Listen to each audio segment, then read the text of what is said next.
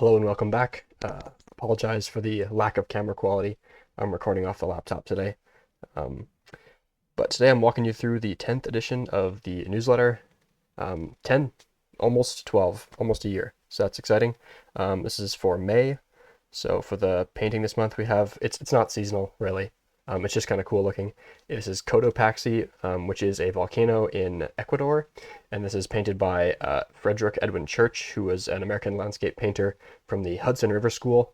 Kind of a romantic movement. I believe that was during Romanticism. We can look that up. Romantic movement. So the painting was painted, as you can see, 1862, and Romanticism, yeah, 17th to early 19th century. So on the tail end of the Romantic movement. Um, the the poem comes from Henry Wadsworth Longfellow. It is not always May. This is not the full poem. This is maybe the last third or so. I'll just read it for you quickly. Maiden that readest this simple rhyme, enjoy thy youth, it will not stay. Enjoy the fragrance of thy prime, for oh, it is not always May. Enjoy the spring of love and youth, to some good angel leave the rest, for time will reach these. For time will teach thee soon the truth, there are no birds in last year's nest. If you've been watching this channel for any length of time, you know that I do not have a future career or any skill in the art of reciting poetry, so I apologize. Essay from this month is on the Shakers. Shakers were a sort of early splinter Protestant Christian sect from, I think this is like early 18th century. They were in America before America was like a republic, I believe, like before they declared an independence.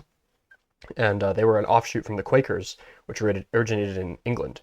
And they had some very interesting theology. They thought God was equally man and woman, and that Christ would come back in the form of a woman. And they believed that actually happened during their lifetimes. A lady named Anne Lee, who they called Mother Anne, they thought was the second coming of Jesus. Yeah, very interesting theology. Anyways, they kind of had a revival during like the mid 19th century, and made a bunch of cool art, invented a bunch of things. So pretty interesting group of people. Bit of a satire here about the Minecraft movie. It's kind of been taking off, and there's this trend where people go absolutely wild during one of the scenes. Bringing live chickens into the movie and throwing popcorn and being hoodlums. And so I kind of jokingly am associating this with other instances of rowdy behavior in concert halls, operas, and other theaters from the past.